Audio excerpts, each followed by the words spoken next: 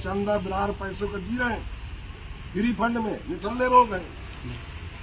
जो भी साहब कोई मेहनत करता है जमीन फाड़ के अनाज भी उगाना आता है उसको। लोगों को ऐसा भ्रमित करके तमाम, हम किसी का विरोध नहीं कर रहे हैं, किसी धर्म का ना किसी के जो है ना उनसे, हम तो हमेशा स्वीकार करें हमारे लोग। रही बात रामायण जलाने की, एक बता दे हम राजनीति छोड़ देंगे, एक प्रमाण बता दें। ये रामायण जलाने का भी हमारे डिंडोरी बहुत क्या करा। फिर हमने एक 2.5 लाख मारा, उस टाइम जो अयोध्या मंदिर नहीं बने, तो हमने कहा भाई रामायण तो अटल बिहारी ने जलाया, रामायण जो उमा भारती ने जो जलाया, तो रामायण जो है ना अडवाणी जी ने बनाया, तो मैंने कैसे जलाए।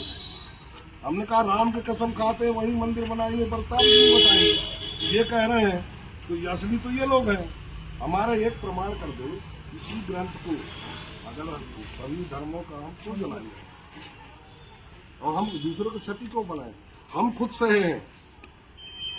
अगर आर्यों के आगमन से लेकर के आज तक देखा जाए तो हमारे साथ अन्याय हुआ है और आज भी हो रहा है। और हमारे जो विधायक और सांसद हैं ये विभीषण का काम कर रहे हैं, हमारी हक और अधिकार की बात नहीं कर रहे हैं, हमारे धर्म संस्कृति की बात नहीं कर रहे, हमारी भाषा की बात नहीं कर रहे, हमारे तालाब बना करके डैम बना के उजाड़ा जा रहा है और जंगल से जूता मार करके बाहर किया जा रहा है। ये सब कौन कर जाएगा कौन?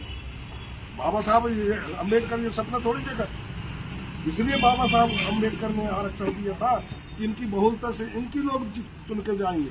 तो ये बात पार्लियामेंट के सांसद और विधायक विधानसभा में, और इनकी मान सम्मान सम्मान, रक्षा सुरक्षा, शिक्षा, जल जंगल जमीन, खनिज संपदा की, इनकी बात करके इनको न्याय दिलाएंगे।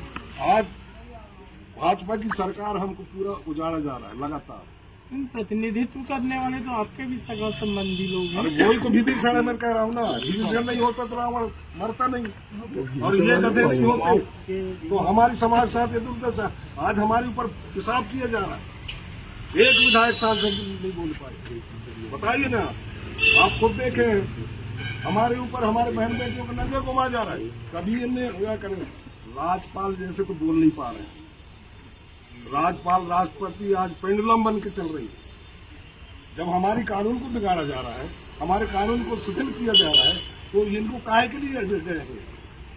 मैं तुमसे कहता हूँ, चाहे वो कुलस्ते जी हो, चाहे 47 विधायक, अगर 47 विधायक एक तरफा आदिवासियों की बात करता तो आदिवासियों को मान सम्मान सम्मान, रक्षा सुरक्षा सब मिलता है। आज विफल है हमारे लोग, और इनके द्वारा जो है ना, ये हमारे बहन बेटियों के द्वारा जो है ऐसे आरोप लगा के काम कर रहे हैं जिसको हम बोलना नहीं चाह रहे। तो ये हमारे समाज के लिए ये बड़ा दुर्भाग्य है, और ऐसे आरोप नहीं लगाने चाहिए। आप जो काम कर रहे हैं, चाहे वो बागेश्वर हो चाहे और भी वो हो, हम कभी आपको छेड़ा नहीं है और ना ही आपके खिलाफ हमारे कभी बोला नहीं है। लेकिन को जो बातें करवा रहे हो और बैठ करके जो लोगों को, हम तो साफ बोलते हैं, नेता बेईमान और संत गुरु न का और जनता परेशान। अगर तुम रात दिन रामायण पढ़ा रहे हो, महाभारत प्रवचन दे रहे हो, तो ये दिखना नहीं चाहिए इसमें जैसे मूत रहे हैं, कोई काट रहे हैं, कोई मार रहे हैं। ये देश में ऐसे ही चलेगा क्या?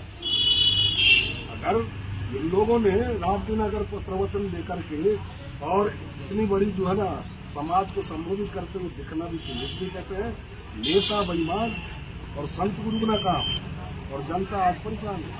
अच्छा, इस पे एक चीज़ और बोला गया, धीरेन्द्र शास्त्री जी है, धीरेन्द्र शास्त्री जी ने बोला कि हिंदू राष्ट्र बनाना है। इसको पूरा उन्होंने बड़े जोर शोर से बोला, और हिंदू राष्ट्र बनाने के लिए उन्होंने सभी जितने भी लोग हैं उनको प्रेरित किया। यदि हिंदू राष्ट्र बनाना है तो आदिवासियों को हिंदू बनाना पड़ेगा। और सुप्रीम कोर्ट का वेदांता जजमेंट बोलता है, समता जजमेंट बोलता है, ऐसे बहुत सारे 16 जजमेंट हैं जिससे सुप्रीम कोर्ट ने बोला है कि आदिवासी इज़ नॉट हिंदू। ये आदिवासी की अपनी संस्कृति, अपना संस्कार, अपना कल्चर है। तो ये पूरा का पूरा जो है हिंदू राष्ट्र बनाने के लिए एक प्रयास जो है धीरेन्द्र शास्त्री के द्वारा किया गया, जो भारत देश के संविधान की अनुच्छेद 1 का उल्लंघन है। ये अनुच्छेद का उल्लंघन बोलता है भारत अर्थात इंडिया। तो आप जब भारतीय संविधान में पूरा देश चल रहा है, कार्यपालिका, न्यायपालिका, विधायिका संविधान से चल रही है, और उसी संविधान के आप आर्टिकल नंबर 1 का उल्लंघन कर रहे हो। भारत को भारत ना बोल के हिंदुस्तान बना रहे हो, हिंदुस्तान राष्ट्र की मांग कर रहे हो। तो इस पर हमारा कहना ये है कि आज जो आरक्षण है, भारतीय संविधान में हमको आरक्षण मिला 330 के तहत, 332 के तहत, जिसके तहत हमारे विधायक सांसद चुन के जाते हैं, तो क्या इनकी जवाबदेही नहीं बनती कि आदिवासियों की संस्कृति संस्कार को जो है संरक्षित करें? क्या इनकी जवाबदेही नहीं बनती जो आरक्षण उनको जो जातिगत जो रूढ़ी प्रथा के अनुसार उनको आरक्षण मिला है भारतीय संविधान में, उसके तहत वो अपनी संस्कृति और अपने कल्चर और सिस्टम को जो है वो रक्षा करें? क्या मैं पूछना चाहूँगा माननीय फग्गन सिंह कुलस्ते जो यहाँ से सांसद हैं और जो यहाँ से मंत्री हैं वर्तमान में संपतिया उइके जी, क्या ये विधानसभा पटल में इस बात को रखेंगे? मैं पूछना चाहता हूँ आज कहाँ गए सारे विधायक सांसद? इतना बड़ा आक्षेप जो है उनकी धर्म संस्कृति पे लगा, उनके जो कस्टम सिस्टम पे लगा, जिसके कारण उनको भारतीय संविधान में आरक्षण मिला और आरक्षण के कारण वो विधायक सांसद बन पाए। क्या वो इसको बचाने के लिए आगे आएंगे?